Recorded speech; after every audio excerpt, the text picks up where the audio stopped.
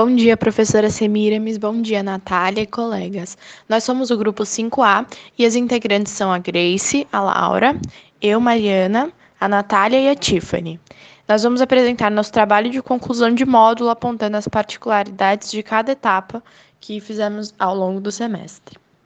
A etapa 1 tinha como objetivo descrever o perfil da nossa paciente, que nesse caso é uma mulher de 25 anos, de 1,80 m, que pesa 65 quilos.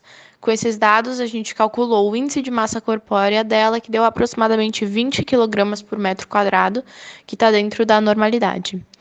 Ela é pouco ativa, dança 2 vezes por semana, por aproximadamente 1h30.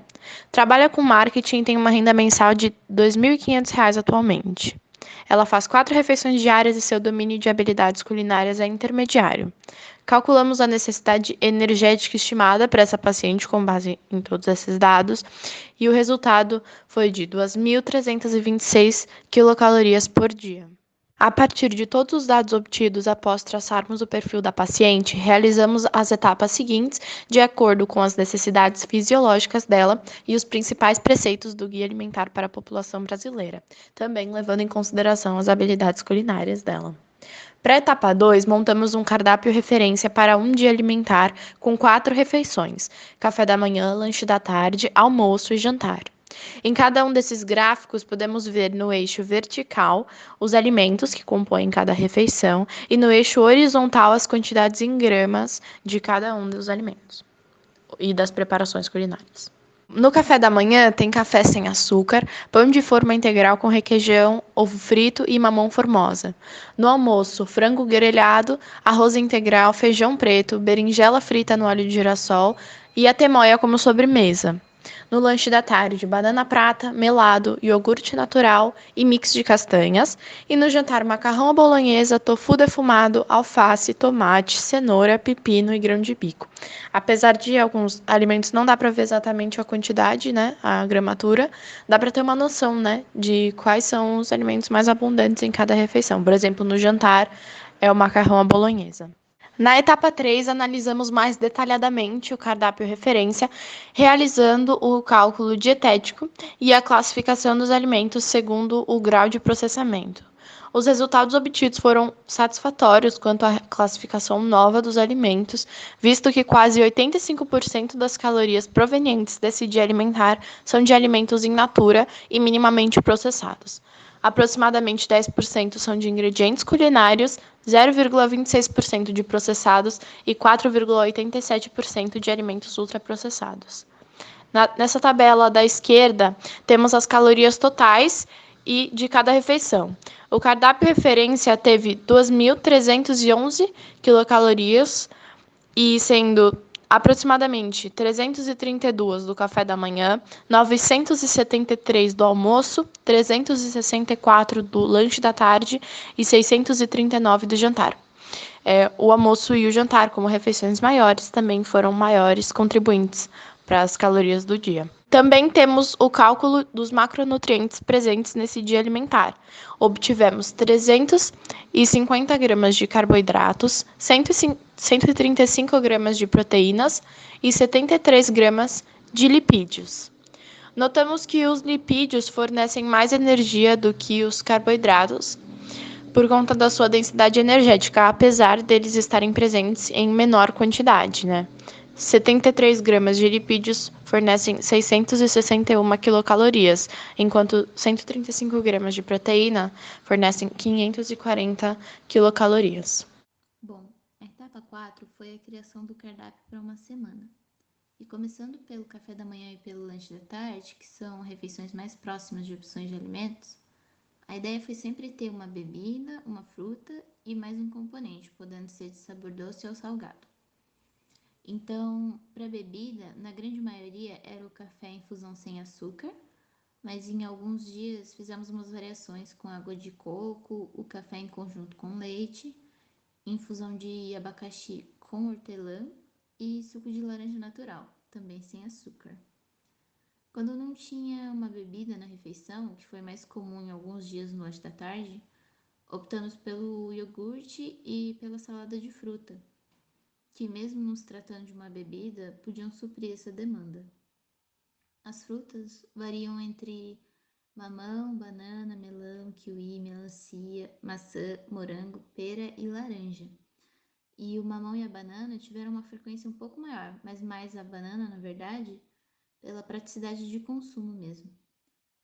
E o terceiro componente dessas refeições variou entre tapioca, pão, torta de vegetais, mingau, panqueca, cuscuz de milho, ricota, mix de castanhas, ovo, queijo Minas e mussarela. Então, esse foi o cardápio da semana para essas duas refeições.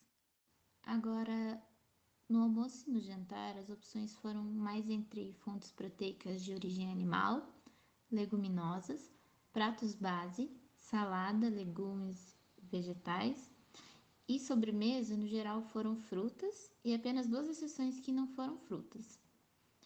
E, de acordo com a proposta, escolhemos o dia 7 para ser o dia sem carne, mas no geral foram 4 refeições entre almoço e jantar sem carne, fazendo com que não fosse aplicado só em um dia na semana, mas em outras refeições ao longo da semana também.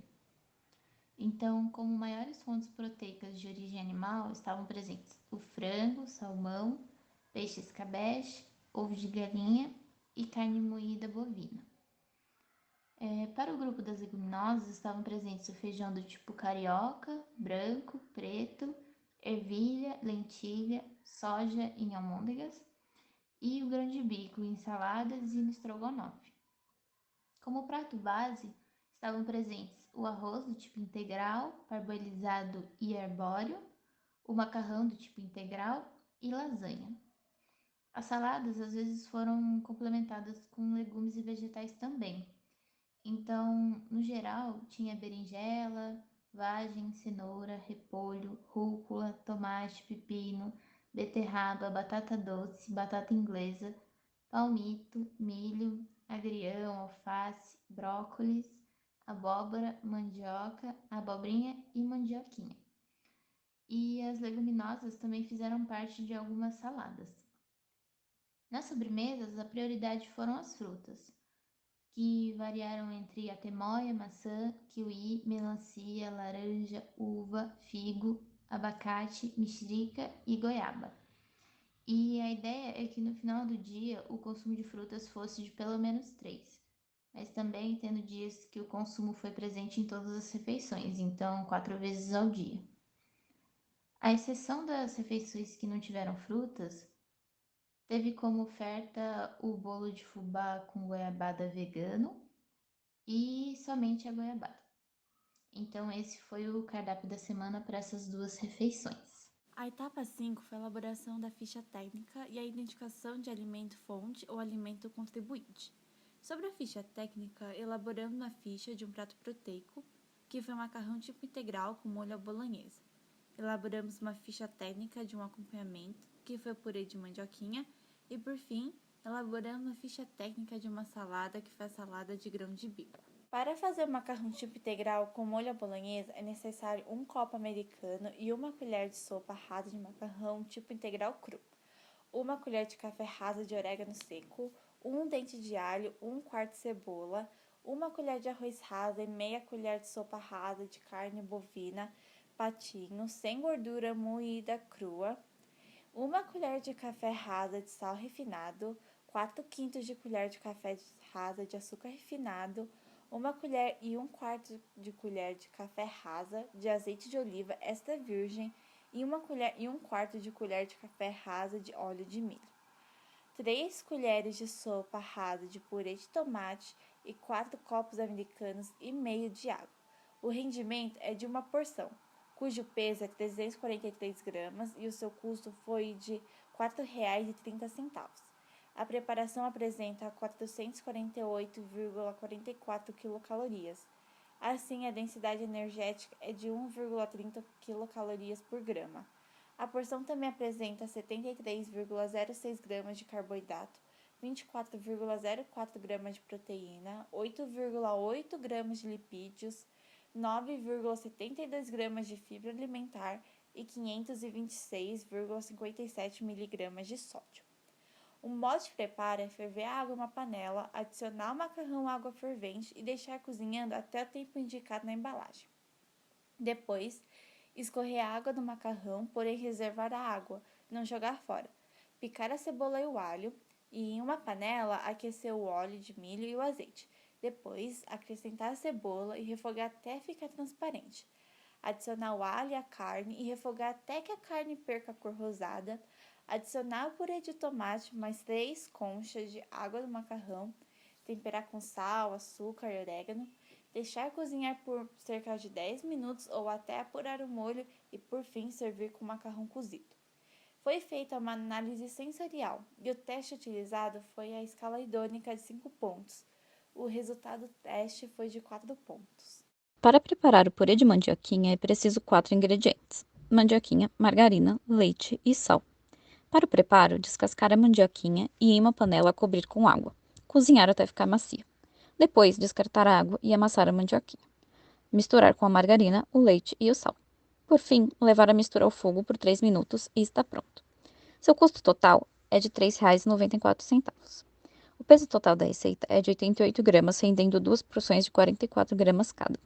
Na porção contém 50,5 quilocalorias, 7,4 gramas de carboidratos, 0,81 gramas de proteínas, 2 gramas de lipídios, 0,57 gramas de fibra alimentar e 35 miligramas de sódio. O teste sensorial realizado foi a escala hedônica de 5 pontos, sendo o resultado 4 pontos. Para a salada de grão de bico, é preciso 4 ingredientes: grão de bico, tomate italiano, cebola amarela e sal refinado. Nessa preparação, é importante deixar o grão de bico de molho na água por 12 horas antes, ou realizar uma maceração forçada com 2 volumes de água fervente durante 20 minutos. Depois, essa água deve ser descartada. Essa preparação consiste em cozinhar o grão de bico, picar a cebola e o tomate, depois misturar tudo e temperar com sal. O custo total da receita é de R$ 2,25. O peso total da receita é de 282 gramas, rendendo 2 porções de 141 gramas cada.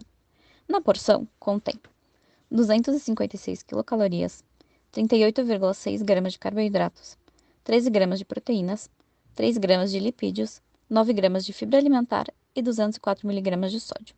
O teste sensorial realizado foi a escala hedônica de 5 pontos, sendo o resultado 4 pontos.